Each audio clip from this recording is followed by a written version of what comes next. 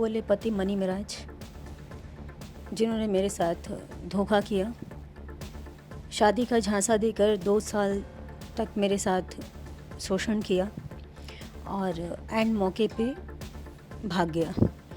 और उन्होंने मेरा अपने ही घर में, साहिबगंज उनका घर पड़ता है, अपने ही घर में उन्होंने मेरा मांग भरा और मंगलसूत्र पहनाया।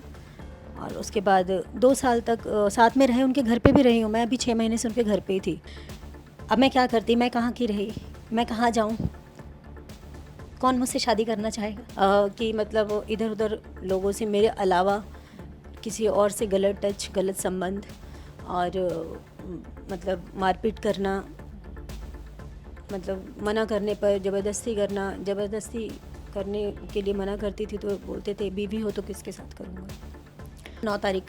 9 तारीख की सुबह में 3 बजे वो, हाँ, पूरी प्लानिंग थी उसकी और उसके पेरेंट्स की शायद प्लानिंग थी, उसके टीम की प्लानिंग थी।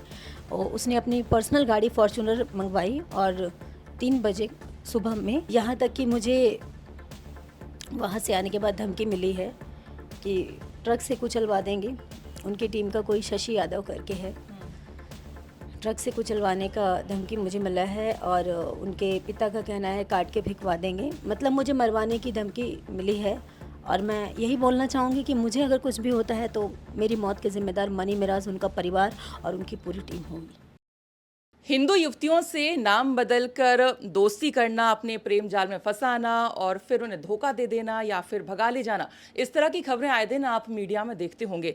और ऐसी घटना यहाँ पर हुई है, गाजियाबाद की एक महिला यहाँ पर हमारे साथ है, उनके साथ भी लव जिहाद जैसा मामला सामने आ रहा है। तो उनसे हम बातचीत करेंगे और समझेंगे कि आखिरकार उनके साथ क्या कुछ हुआ है। और ये अपनी जो शिकायत है, गाजियाबाद में एक हिंदू रक्षा दल के अध्यक्ष हैं यहाँ पर पिंकी चौधरी जी, उनको ये लेकर आती हैं। तो उन्होंने किस तरह की मदद की है यहाँ पर वनु दी ग्रेट की, वो भी हम उनसे जानेंगे। तो सबसे पहले यहाँ पर हम बातचीत करते हैं वनु दी ग्रेट से। आपके साथ जो घटनाक्रम हुआ है वो हम जानना चाहेंगे। कौन व्यक्ति है जिन्होंने आपके साथ इस तरह की मतलब धोखाधड़ी की है? मेरे मुंह बोले पति मनी मिराज, जिन्होंने मेरे साथ धोखा किया, शादी का झांसा देकर 2 साल तक मेरे साथ शोषण किया और एंड मौके पे भाग गया। कोर्ट मैरिज का डेट था हमारा 10 का, 9 तारीख का कन्वर्ज़न था। मैं उस इंसान के लिए कन्वर्ज़न तक के लिए तैयार हो गई। और मतलब क्योंकि मैं शुरू से ये सब हिंदू मुसलमान जात पात मैं नहीं मानती थी, लेकिन उस इंसान ने ये साबित कर दिया कि हिंदू मुसलमान क्या होता है। और मुसलमान, मैं सभी को नहीं बोल रही हूँ, सब इंसान एक जैसे नहीं होते हैं, लेकिन ऐसे लोग मुसलमान कौम को बदनाम करते हैं। तो आप लोग कब से जानते हैं एक दूसरे को? 2.5-3 साल से। 2.5-3 साल से। हाँ, कहाँ मिले थे मणि महाराज आपको? यहीं मिले थे, दिल्ली में मिले थे। फर्स्ट टाइम हमारा शूट हुआ था आगोश फार्म हाउस और फर्स्ट सॉन्ग था हमारा उनके साथ भगवान बचाए तीनों से, पुलिस वकील हसीनों से। ये सॉन्ग है हमारा, काफ़ी अच्छा चला भी, काफ़ी अच्छा प्यार भी मिला। साथ में आप लोग काम भी करते हैं? हाँ, काम भी करते थे और काम के बाद, काम के दौरान एक दूसरे को जानने लग गए और एक अच्छी दोस्ती बनी और फिर एक दूसरे को मतलब दोनों पसंद करने लगे। और सडनली अचानक से उन्होंने मेरे करीब आने की कोशिश की। तो मैंने उनको बोला कि ठीक है, आप करीब आ रहे हैं, उससे पहले हमें शादी कर लेना चाहिए। तो उन्होंने ये बोल के कि अभी हम लोग मतलब मार्केट में सब लोग हमें जानते हैं और अभी अगर हम सारी चीज़ें अभी से मार्केट कर देंगे तो हमारा क्रेज़ डाउन हो जाएगा, तो छुपा के अभी हम लोग शादी कर लेते हैं और उसके बाद जो है पब्लिक करेंगे धीरे धीरे। मैं उनकी बातों में आ गई। मैं मतलब अंतर्यामी तो हूँ नहीं, ये मेरी बेवकूफ़ी थी कि मैं उनकी बातों में आई। और उन्होंने मेरा अपने ही घर में, साहिबगंज उनका घर पड़ता है, अपने ही घर में उन्होंने मेरा मांग भरा और मंगलसूत्र पहनाया। और उसके बाद 2 साल तक साथ में रहे, उनके घर पे भी रही हूँ मैं। अभी 6 महीने से उनके घर पे ही थी। उनके मम्मी पापा सब जानते हैं और सब ने मुझे एक्सेप्ट भी किया था। उनके मतलब मम्मी पापा के साथ आप उनके घर में रह रहे थे? हाँ, साथ उन्हीं के घर 6 में महीने? 6 महीने लगातार, अभी 6 महीने लगातार मतलब मैं उधर रही हूँ। और लास्ट मंथ हम लोग का पिक्चर शूट हो रहा था, वेलकम टू, तब भी हम लोग वहाँ घर से ही निकले थे। अगर छानबीन होती है तो सीसीटीवी कैमरा में तो सब दिखेगा ही, उनके घर में सीसीटीवी कैमरा लगा हुआ है। और और दूसरा यहाँ पर थोड़ा पीछे आप बता रहे हैं, मतलब जो खबरें चल रही हैं कि वो नाम बदल कर आपके साथ दोस्ती किए हैं, ये इसमें क्या सच्चाई है? मतलब उन्होंने सबको मनी मिराज ही बताते हैं वो। मैं भी पहले उनको हिंदू ही समझी थी, बट ये बात मुझे बाद में पता चलती है कि वो मुसलमान हैं। हाँ। तो ना मुसलमान होते तो आप आगे नहीं बढ़ती। नहीं, मुझे ये चीज़ मालूम ही नहीं था। ठीक है, और जब आपको पता चला तब आपने क्या स्टेप उठाया? अब जब सब कुछ हो चुका था, अब मैं बीवी बन चुकी थी, अब मुझे नहीं मालूम था ना कि वो मुझे झांसा दे रहे हैं या मुझे धोखे से मेरे साथ संबंध बना रहे हैं। 2.5 साल पता नहीं लगा किसी भी तरह से? नहीं नहीं, 2.5 साल की बात नहीं है। अब जब एक इंसान, खासकर एक औरत जब सिंदूर भर लेती है अपने मांग में, अब इस चीज़ को एक औरत ही समझ सकती है जिसने शादी की है, जिसका मांग भरा जाता है, जिसके साथ उसका पति रहता है। अब मैं क्या करती, मैं कहाँ की रही, मैं कहाँ जाऊँ, कौन मुझसे शादी करना चाहेगा। तो मतलब आपको जब पता चला जब तक बहुत देर हो बहुत गई? देर हो चुकी थी। फिर जब आपको पता लगा आपके पेरेंट्स ने क्या कहा, उनकी भी रजामंदी थी, शादी ये सब हुई? पेरेंट्स मेरे नाराज़ हुए, काफ़ी दिनों तक बातचीत नहीं था। और क्योंकि उनको मेरा तकलीफ़ नहीं देखा गया, कुछ समय के बाद माँ बाप कहाँ लाचार होते हैं, अपने बच्चों से लाचार हो जाते हैं कि उनकी खुशी में हमारी खुशी है। जैसे तैसे पेरेंट्स को कन्विंस किया, वो भी अपने पेरेंट्स को धीरे धीरे बताए, उनके पेरेंट्स ने भी एक्सेप्ट किया। वहीं रह भी रहे थे हम लोग। और फिर डेट अभी लास्ट जो 9 सितंबर था, कन्वर्ज़न का डेट था। उनके परिवार वाले मुझे मतलब प्रताड़ित करते थे, बोलते थे कि आपको वो कन्वर्ज़न करवाना पड़ेगा, मतलब मुसलमान बनना पड़ेगा। तो ये तो मैं जान रही हूँ ना, मेरी आत्मा जानती है कि किसी के बनाने से हम मुसलमान थोड़ी बन जाएंगे। ठीक है, अगर मेरे प्यार को साबित करने के लिए मुझे कन्वर्ज़न कराना पड़ेगा तो मैं उस हद तक तैयार हो गई थी, कन्वर्ज़न तक। लेकिन तो प्यार मान लीजिए आप कर रहे हैं, वो कहाँ से प्यार कर रहे हैं? वो तो नाम अगर छुपा के आपके साथ थे, तो फिर इसमें प्यार कहाँ है? ये तो धोखाधड़ी हुई। हाँ, ये धोखाधड़ी हुई, मैं ना समझती। है ना? और वो और आपको जब पता लगा कि ये धोखाधड़ी है, तो फिर आप ऐसे इंसान से प्यार करेंगी, क्या करेंगी? नहीं, अब तो मैं चाहती हूँ, क्योंकि देखिए, कभी भी एक औरत यही चाहती है कि उसका परिवार, चाहे फैमिली मेम्बर या उसका पति ख़राब हो जाए तो वो छोड़ नहीं देती है। एक बार, 2 बार, 3 बार मौका देती है कि आप ठीक हो जाइए, सुधारने का पूरा प्रयास करती है, अंत तक अपना फ़र्ज़ निभाती। मैंने अंत तक वही किया, लेकिन लास्ट मोमेंट में वो फ़रार हो गया। कन्वर्ज़न का डेट था 9 तारीख का। 9 तारीख की सुबह में 3 बजे वो, 9 ये सितंबर। हाँ, पूरी प्लानिंग थी उसकी, और उसके पेरेंट्स की शायद प्लानिंग थी, उसकी टीम की प्लानिंग थी। उसने अपनी पर्सनल गाड़ी फॉर्च्यूनर मंगवाई और 3 बजे सुबह में वो मतलब फ़रार हो गया। अच्छा, कन्वर्जन जिस दिन होना था उसी दिन ही ये फ़रार हो गया। तो उससे पहले आपने कहा ना आपने पहले भी मौके दिए हैं, तो किस तरह की आपस में आप लोगों के बीच में झगड़े होते थे, क्या बातचीत रहती थी, विवाद क्या रहता था? विवाद यही रहता था कि अब इतना टाइम क्यों लगाना, मतलब। तो उनका एक ही चीज़ रहता था कि हम लोग अगर अभी पब्लिक कर देंगे तो हम लोगों का क्रेज़ डाउन हो जाएगा। अभी हमें बहुत सारी पिक्चरें करनी हैं, बहुत सारी फ़िल्में करनी हैं। बहुत ज़्यादा बोलने पे मारते पीटते थे। मेरे अलावा कई लोगों के साथ अवैध संबंध बनाए उन्होंने, जो कि जिसकी प्रूफ है मेरे पास। ज़रूरत पड़ने पर मैं वो भी दिखाऊंगी, वो भी चीज़ें सामने लेके आऊँगी। उसके लिए भी मैंने कई बार समझाया, माफ़ किया कि ये गलत है। और अब लोग कहेंगे कि आज तुम बता रही हो। एक बीवी क्या करती है, अपने पति के बारे में बुराई तो करेगी नहीं बाहर, वो उसको समझाएगी ना, उसको कहेगी कि आप ये चीज़ें मत करो, गलत चीज़ें छोड़ दो। बहुत मौके दिए मैंने, लेकिन अंत में उसने वही किया जो लोगों ने मुझे कहा, जो लोगों के मुंह से सुनती आ रही थी कि ये एक ना एक दिन आपको धोखा देगा, ये मुस्लिम है, मुस्लिम किसी के नहीं होते। मैं सभी को नहीं बोल रही हूँ, इन जैसे मुसलमान सभी को बदनाम करते हैं। आपको मतलब साथ में आने के कितने दिन बाद पता लगा कि वो हिंदू नहीं है? वो मेरे को, मेरे ख्याल से 3-4 महीने के बाद। 3-4 महीने के बाद? तब तक आप लोगों में शादी वगैरह की बातचीत होती थी या फ्यूचर प्लानिंग होती थी? सब कुछ हो रही थी, सब कुछ हो चुका। हाँ। हो रहा था। ठीक है। अभी ये जो पूरा मामला हो गया, अभी फरार हो गए हैं, अब आप क्या स्टेप उठा रही हैं? आपके पेरेंट्स क्या आपके साथ हैं, या जो ससुराल वाले हैं वो क्या कह रहे हैं? वो तो साफ इनकार कर रहे हैं। ससुराल वाले तो कह रहे हैं कि हम पहचानते ही नहीं हैं आपको। और यहाँ तक कि इवन मनी महाराज जी कह रहे हैं कि मैं नहीं पहचानता, मेरा कोई संबंध नहीं था। मैं कहती हूँ मेडिकल टेस्ट करवाइए। साफ इनकार कर दिया, पहचानते ही नहीं है। साफ इनकार कर दी। आपके पास शादी की फोटोग्राफ्स वगैरह सब कुछ हैं कुछ? वीडियोस, हाँ कुछ है, करवा चौथ के हैं, हम लोग एनिवर्सरी सेलिब्रेट कर रहे हैं उसके हैं, कुछ पर्सनल पिक्स हैं जो मैं पब्लिक कर चुकी हूँ, जो मैं नहीं करना चाहती थी पब्लिक। मतलब उनका कहना ये था कि तुम्हारे पास क्या प्रूफ है, मतलब हमारी पब्लिक भी है, उनको भी ये चीज़ जानना चाहिए ना कि कितने हद तक ये झूठ बोल सकते हैं, और अगर ये झूठे नहीं हैं, सच्चे हैं, तो ये सामने क्यों नहीं आ रहे हैं, क्यों फरार हैं?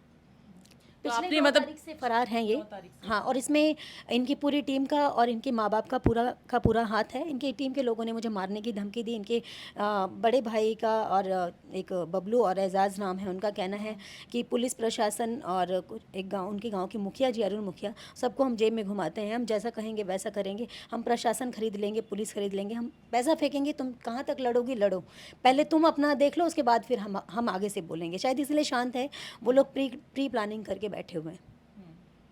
तो अभी आप पुलिस के पास गई हैं, आगे क्या किया? नहीं, अभी सबसे पहले मैं पिंकी भैया का बहुत नाम सुना था, और कि ये हमेशा सच के लिए और ख़ासकर गलत लोगों के लिए आवाज़ उठाते हैं, तो मैं बहुत उम्मीद से इनके पास आई हूँ और मुझे पूरा विश्वास है इनके ऊपर कि मुझे न्याय ज़रूर मिलेगा। तो आप उनसे भी हम बातचीत करेंगे, लेकिन पूरी कहानी एक बार आपसे, क्योंकि हम समझ रहे हैं आपने पब्लिकली शादी नहीं की, कोई कोर्ट मैरिज नहीं की, आपने चारदीवारी के अंदर सिंदूर भरवा लिया, तो और फिर आप घर में रहने लगी। तो ये सारी चीज़ों के लिए क्या आपके घर वाले ने, जो घर वाले हैं आपके, उन्होंने अलाउ किया था करने के? नहीं नहीं, पेरेंट्स को तो बताया ही नहीं था, छुपा के, नहीं छुपा के किया था, वो भी छुपा के किए थे, दोनों छुपा के किए थे, और धीरे धीरे उन्होंने अपने पेरेंट्स को बताया और मैंने भी अपने पेरेंट्स को धीरे धीरे बताया। ठीक है, तो मतलब पिछले 6 में ये मणि महाराज यहाँ कहाँ रहते हैं आप लोग साथ में? ससुराल कहाँ था? साहिबगंज। साहिबगंज में। ठीक है, तो अभी आप शिकायत लेकर पिंकी चौधरी जी के हाँ पास? जी। ठीक है, पिंकी जी आपके पास ये कब पहुंची हैं शिकायत लेकर? मेरे पास ये कल दोपहर को आई थी, और जब इन्होंने मुझे आप बीती बताई, क्योंकि इसी तरीके से बिटियाओं को बहलाना फुसलाना और इसी तरीके से उनके साथ शारीरिक शोषण करना और उसके बाद उसको पहचानने से भी मना कर देना, यही लव जिहाद है। हिंदू बन करके लड़की से संबंध बनाना, संबंध बनाने के बाद उसको प्रेशर करना कि तुम या तो मुसलमान बन जाओ, नहीं तो तुम्हारा मेरा कोई संबंध नहीं है। इनकी वीडियोस फोटोज़ ले लेना और उसके बाद कहना कि तुम्हें मुसलमान बनना पड़ेगा, तुम्हें नमाज करनी पड़ेगी, तुम्हें बुर्का पहनना पड़ेगा, और तुम्हें जो है हिंदू भगवानों से किसी से तुम्हारा कोई मतलब नहीं होगा। यही लव जिहाद है, और इसी तरीके का प्रकरण ये भी है। ये वन्नू द ग्रेट, एक तरीके से आप ये समझिए, जो लोग ये कहते थे कि हिंदू मुसलमान ऐसा कुछ नहीं होता है, वो पूरे देशवासियों के सामने ये उदाहरण है कि मुसलमान क्या होते हैं। कोई ये कहे कि भाईचारा है, मैं शुरू से कहता आ रहा हूँ मुसलमानों के साथ कोई भाईचारा नहीं है, ये एक घटना नहीं है। और मैं आपको ये बता रहा हूँ, एक मुसलमान कम से कम 10-10, 15-15 हिंदू लड़कियों को फंसाए हुए है, उन्हें बर्बाद किए हुए है, और कई मामले तो मेरे पास ऐसे आए हैं कि उसने शादी का झांसा दे करके और उसके बाद उनसे शारीरिक शोषण जब करते थे, जब संबंध बनाते थे, उनकी वीडियो बनाई। वीडियो बनाने के बाद उस लड़की को डराया धमकाया और अन्य मुल्लाओं के साथ भी उस लड़की के संबंध बनवाए। ऐसी बहुत लड़कियां मेरे पास आई हैं, मैंने बड़ा उनको न्याय दिलाने का कार्य किया है। कई मामले मैंने मीडिया में भी दिखाए हैं, और मैं तो चाहता हूँ इन मुसलमानों की सच्चाई सभी बहन बेटियों के सामने आनी चाहिए, क्योंकि वो किस तरीके से प्यार में लेकर के हमारी बहन बेटियों को बर्बाद कर रही है। बहुत बड़ा षड्यंत्र है ये। पुलिस के पास आप लोग गए अभी तक? हाँ, मेरी एसीपी साहब से बात हुई है और उन्होंने कहा है आज मैं मुकदमा कायम कराऊंगा, मुकदमा कायम कराने के बाद अपनी बिटिया को न्याय दिलाने का कार्य करूंगा। और मैं चाहता हूं कि इस प्रकार की जितनी भी बहन बेटियां हैं, वो अपने हमारे हिंदू समाज में जितनी बिटियां हैं उनको जागरूक करने का काम ऐसी बिटियाएं करें। अच्छा, अभी आज क्योंकि पुलिस से बातचीत कर ही रहे हैं लगातार पिंकी जी, और आपके साथ पूरा ही घटनाक्रम हो गया है, और जाहिर सी बात है आप बहुत ही दुखद फील कर रही होंगी, क्योंकि आने वाली पूरी लाइफ आपके साथ पड़ी हुई है, आपका अच्छा करियर है, आप अपने कहते हैं इंडिपेंडेंट वुमेन आप हैं। तो ऐसे में अपने आप को आप कैसे मतलब आगे की लाइफ आप सोच रहे हैं, क्योंकि इस तरह की, क्योंकि आप पहले भी कहीं ना कहीं कंसर्न रहती थी कि करियर का क्या होगा, ये सब चीज़ें, और जो मणि महराज है वो भी कहीं ना कहीं इसी वजह से छुपा रहे थे चीज़ों को कि ये सारी चीज़ें पब्लिक ना हो जाए करियर की वजह से। अब सारी चीज़ें पब्लिकली हो गई हैं, अब पूरा ये जो घटनाक्रम है, अब कैसे आप देख रही हैं आगे के लिए? मैं बस ये चाहती हूँ वो जहाँ भी हैं सामने आकर अपनी सच्चाई एक्सेप्ट करें, हमारा क्या रिश्ता है सबको बताएं, और उसके बाद उनके ऊपर जो भी कड़ी से कड़ी सज़ा हो सके उनको कड़ी से कड़ी सज़ा दी जाए। क्योंकि जो इंसान एक बार भाग सकता है वो आगे भी भाग सकता है। और ये सज़ा इसलिए, अगर आज मैं छोड़ देती उस इंसान को तो ना जाने मेरे जैसी कितनी लड़कियों के साथ ऐसा होगा। क्योंकि आपने पहले कहा कि आपने मौके दिए, और हर औरत अपने पति को मौके देने की कोशिश करती कि सुधर जाए, लेकिन इस बार आपको लग रहा है कि नहीं सुधरेगा और आप चाहती हैं कि कड़ी कार्रवाई हो। जी बिल्कुल। ये भी वही घटना है, ये भी इसी प्रकार की घटना है जिस प्रकार की घटना अनेकों बच्चियों के साथ हो रही है। आप ये समझिए किस तरीके से जाल में फंसाना, जाल में फंसा करके उससे शारीरिक संबंध करना, शारीरिक संबंध बनाने के बाद उसको ये कहना कि तुम्हें कन्वर्जन करना पड़ेगा, करने उसके अलावा तुम्हारे पास कोई ऑप्शन नहीं है। यही स्थिति ये अब ये भारत में आम हो गया है, क्योंकि मुसलमानों को मस्जिद और मदरसों से लड़कों को यही सिखाया जाता है तुम्हें हिंदू लड़कियों को बर्बाद करना है, और उनका कोई उद्देश्य नहीं है। और इन जितनी भी लड़कियां हिंदू लड़कियां हैं, इनका जिस तरीके से हमारे भारत को जनसंख्या के आधार पर ये हमारे भारत को कब्जा करना चाहते हैं, उसी में ही एक रास्ता ये है कि हिंदू लड़कियों को ज़बरदस्ती उन्हें बर्बाद करो, उन्हें किसी लायक ना छोड़ो, और वो एक लड़का उसे बर्बाद करेगा, उसे संबंध बनाएगा, उसे छोड़ेगा, फिर उस लड़की का कहीं भी कोई देखने वाला नहीं होगा। अगर ये हिंदू लड़की से शादी भी कर लेते हैं, जिस प्रकार आपको बताया गुड़िया ने, अगर ये शादी भी कर लेते हैं तो शादी करने के बाद भी ये 4-5 बच्चे पैदा करके अपने इन्हें सपोलों को हिंदू लड़कियों से मुसलमान को पैदा करके और उसको बीच चौराहे में छोड़ देते हैं। ना ये हिंदू की रहती है ना मुसलमान की रहती है, और बहुत दर्दनाक स्थिति हिंदू लड़कियों की होती है जो मुसलमानों के साथ इनके प्यार जाल में फंस जाती है। यही लव जिहाद है, यही हमारे देश को बर्बाद करने का एक कारण है। 2.5 साल का आप लोगों का रिलेशनशिप रहा, तो इस बीच और क्या क्या हुआ? मैं तो परिवार समझ बैठी थी। घर साहिबगंज में एक ज़मीन उन्होंने ख़रीदा था हाल ही में, 6-7 महीने पहले की बात है। उसमें 1.5 करोड़ की ज़मीन थी जिसमें कुछ पैसे कम पड़ रहे थे। उनकी माँ का कहना ये था मुझे हिसाब चाहिए। तो मैंने कहा ठीक है, जो मेरा है सब आपका ही है। तो जो भी पैसे होते थे मैं घर में देती थी, और ललन राय करके हैं कोई, 5-5.5 लाख उनको दिए, 2 लाख के आसपास मिराज जी के अकाउंट में भेजे, उनके पिताजी के अकाउंट में कुछ पैसे भेजे, कुछ कैश किए मैंने। पैसे से लेकर हर तरीके से मैं मतलब उनके लिए लॉयल थी, बट मुझे नहीं पता था कि ये लोग ऐसा करेंगे और आज ये दिन दिखा देंगे मेरे को।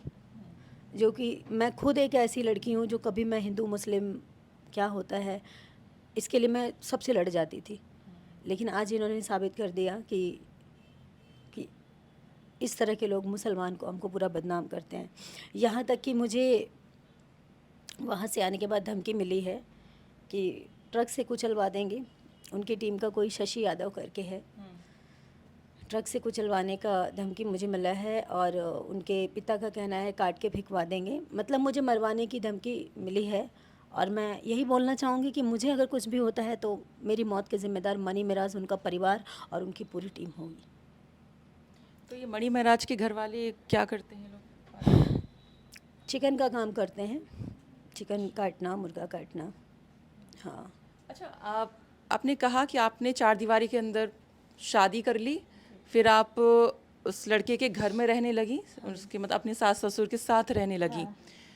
तो जब मणि महराज को धोखा ही देना था, अगर वो आपके लिए सीरियस था ही नहीं, फ्यूचर के लिए सीरियस था ही नहीं, तो वो आपके साथ घर में रह क्यों रहा था? कुछ आपने समझने की कोशिश की ये बात? मुझे यही बात तो समझ में नहीं आई, साथ में खाना खाना, अपने हाथों से खाना खिलाना, मतलब कुछ समझ में नहीं आया मेरे को कि क्या अचानक से क्या हो गया। मेरे पैरों तले ज़मीन खिसक गई। 3 बजे रात को भाग गया, मेरे साथ आया, फ्लाइट में साथ में लूडो खेलते हुए आए थे दोनों। सब कुछ ठीक था, रात में साथ में खाना भी खाया, और वो अचानक से फरार हो गए। जब वो नीचे उतरे तो मैं गैलरी से झांक रही, तो मुझे पता चला कि वो भाग रहे हैं। तो मैं उनको आवाज़ लगाई, मिराज जी, तो ऐसे धीरे से गेट लगा रहे हो, हाथ में बैग था, वो अकबका के कह रहे हैं हाँ। तो मैं ज़ोर से चिल्लाई, मिराज जी। उतने में ही वो ऐसा भागे कि जब तक मैं तीसरे मंजिल से नीचे उतरी तब तक वो गली पार कर चुके थे। और आधी गली जब पार हो चुकी थी, मैं बाहर निकली तो देख रही थी फॉर्च्यूनर्स थी उनकी, और वो चलते रहे। मैं नंगे, फॉर्च्यूनर भी इन्हीं के पैसों से खरीदी थी उसने।